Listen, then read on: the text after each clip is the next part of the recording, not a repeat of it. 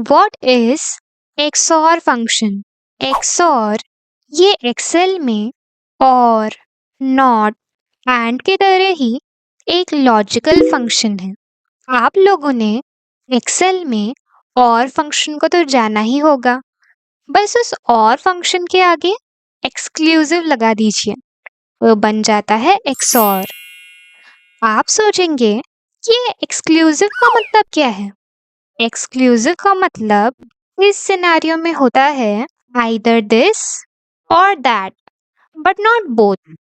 Little confusing right? Don't worry, हम इससे बहुत ही आसानी से सीखेंगे। और फंक्शन में जब दो कंडीशंस होती है, तो फर्स्ट कंडीशन जब ट्रू होती है, सेकेंड भी ट्रू होती है, तो रिजल्ट ट्रू आता है। उसके बाद फर्स्ट कंडीशन ट्रू हो, सेकेंड फॉल्स हो, तो रिजल्ट ट्रू ही आता है। फर्स्ट कंडीशन फॉल्स हो, सेकेंड ट्रू हो, तब भी रिजल्ट ट्रू आता है। और जब दोनों ही कंडीशन फॉल्स हो, तब रिजल्ट फॉल्स आता है। सेम सिनेरियो होता है XOR के केस में।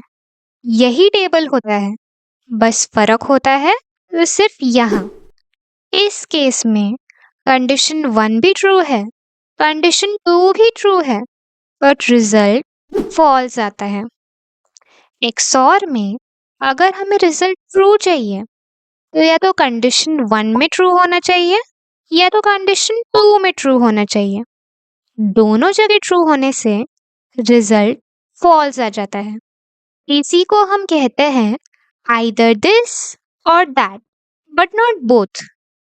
मुझे पता है आप लोग सोच रहे होंगे कि ऐसी कौन सी सिचुएशंस होंगी जहाँ कंडीशन 1 भी ट्रू हो, कंडीशन 2 भी ट्रू हो, तब भी रिजल्ट फॉल्स हो।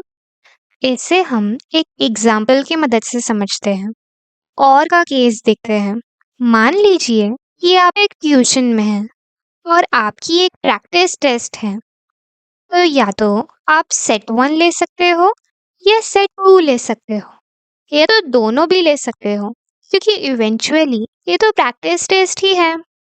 इस पूरे सिनेरियो का टेबल कुछ ऐसा बनेगा।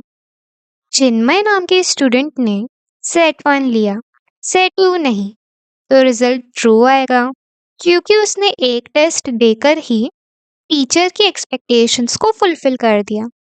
बिंदु ने सेट 1 नहीं दिया बट सेट 2 दिया, तो ये भी रिजल्ट ट्रू। दिशा ने सेट 1 भी नहीं दिया, सेट 2 भी नहीं दिया, शायद वो एब्सेंट होगी, तो रिजल्ट फॉल्स आ गया, क्योंकि उसने एक्सपेक्टेशंस मीट नहीं की। आशीष ने सेट 1 भी दिया, सेट 2 भी दिया, वेरी गुड, रिजल्ट तब भी ट्रू आएगा, क्योंकि आप दोनों पेपर्स भी दे सकते थे। ऐसे ही एग्जाम्पल को हम XOR में देखते हैं। इस बार आप ट्यूशन में नहीं, आप स्कूल में हैं, और ये कोई प्रैक्टिस टेस्ट नहीं, ये फाइनल एग्जाम है। इसमें आपको या तो सेट 1 मिलेगा या सेट 2 मिलेगा। यहाँ पे दोनों खुद होके मांगना इज नॉट पॉसिबल। एग्जाम्स के कुछ रूल्स होते हैं, कुछ रेस्ट्रिक्शंस होती है, कुछ रेगुलेशंस होते हैं।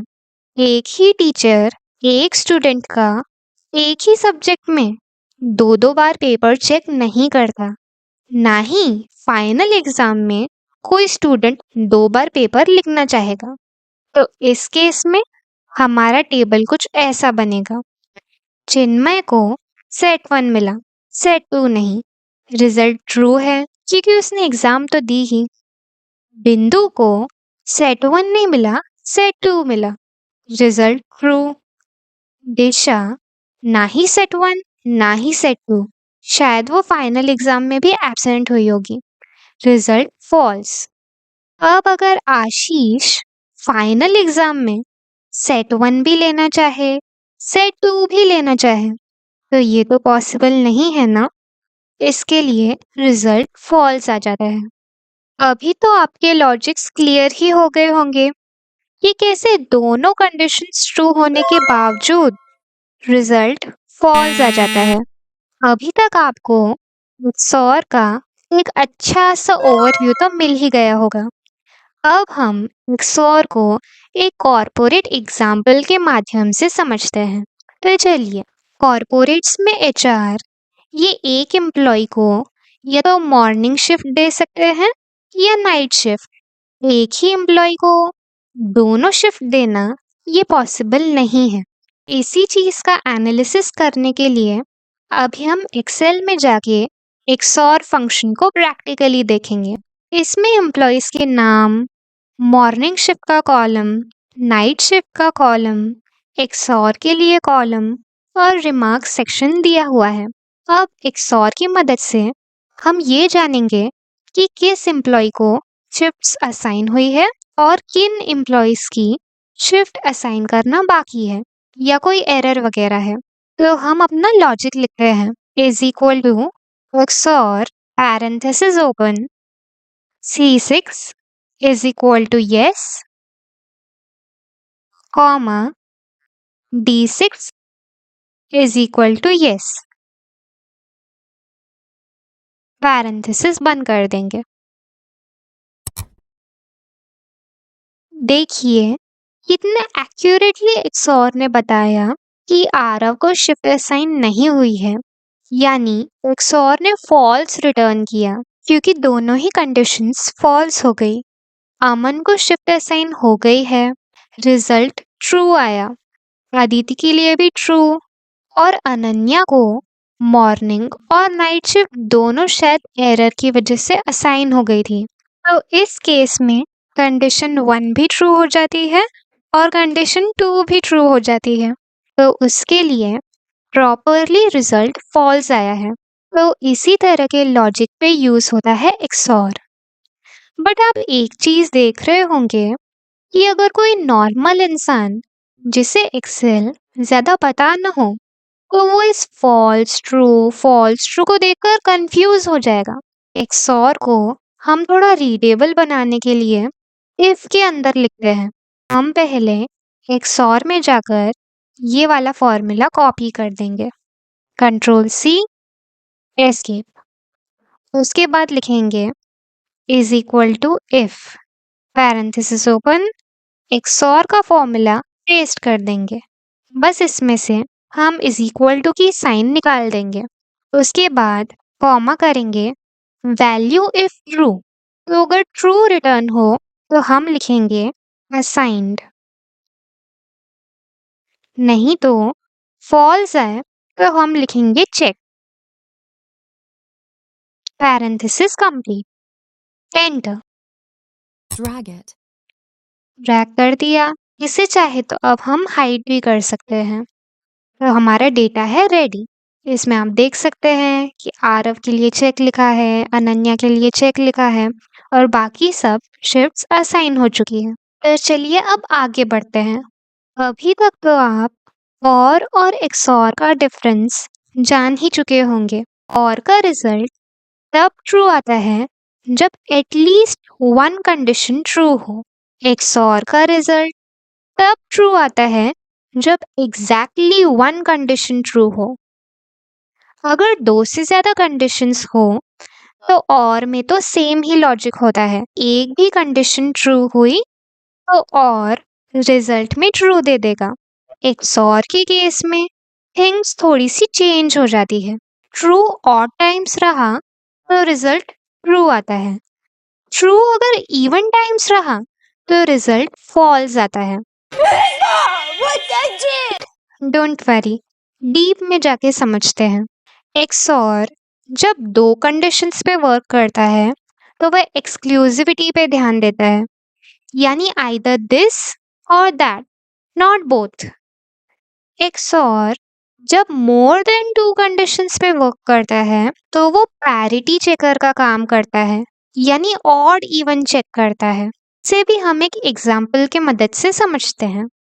समझिए हमारे पास एक बहुत बड़ी लाइब्रेरी है।